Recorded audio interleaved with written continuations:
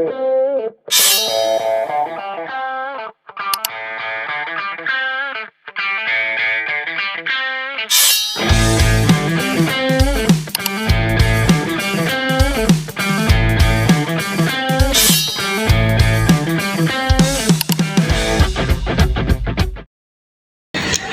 semuanya. Selamat datang di Sharing Sebelum Sharing. Bareng saya, Reva, dan saya di sini nggak sendirian. Halo, ada Dharma di sini. Hai, ada Rena di sini. Senang banget nih ketemu kalian lagi hari ini. Senang juga Rena. Oke, topik kita hari ini cukup panas ya. Kita bakal bahas soal pembatasan media sosial untuk anak. Menurut kalian ini sebenarnya solusi nyata buat ngelindungi mereka? Atau justru malah jadi masalah baru yang bikin anak-anak makin penasaran dan backstreet terhadap orang tua? Nah, itu dia yang akan kita bedah satu persatu dari berbagai sudut pandang. Jadi, siapkan kopi dan teh kalian dan selamat menyaksikan. Di sini saya benar-benar heran, kenapa masih banyak orang yang menolak pembatasan media sosial untuk anak-anak mereka. Kita bicara tentang anak yang pikirannya masih berkembang, tapi dibiarkan bebas masuk ke media digital yang bahkan orang dewasa saja sering tidak siap menghadapinya. Justru aku yang heran dengan cara berpikir seperti itu. Membatasi media sosial seolah-olah akan menyelesaikan masalah. Padahal kenyataannya, dunia digital itu tidak bisa ditutup begitu saja. Anak-anak tetap akan menemukannya dengan atau tanpa larangan. Saya juga merasa pembatasan seperti itu terlalu berlebihan. Media sosial bukan hanya tempat hiburan, tapi juga ruang belajar. Banyak anak-anak menemukan informasi, inspirasi, bahkan komunitas yang mendukung mereka di sana. Belajar, inspirasi, kita juga harus jujur melihat dari sisi gelapnya.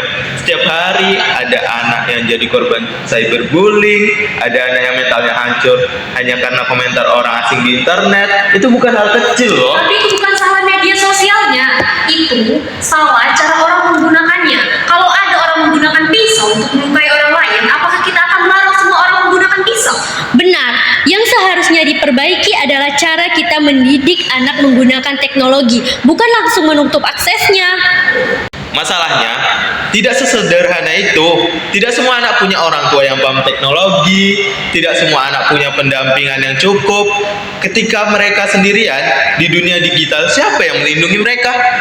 Kalau begitu, solusinya bukan membatasi anaknya, tapi mendidik orang tuanya. Dunia sudah berubah, dan kita tidak bisa melindungi anak dengan cara menutup pintu.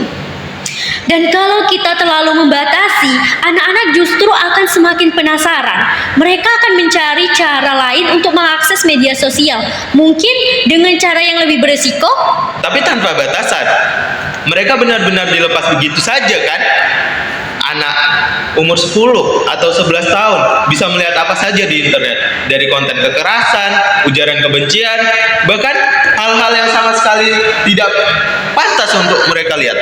kenyataannya pembatasan usia di internet itu mudah sekali ditembus. Anak-anak bisa membuat akun dengan umur palsu dalam hitungan detik. Jadi aturan seperti itu sering hanya terlihat bagus di atas kertas. Betul, kita sering merasa sudah melakukan sesuatu dengan membuat aturan, padahal di lapangan hampir tidak berubah apa-apa. Mungkin tidak sempurna, tapi pembatasan tetap bisa mengurangi resiko kan?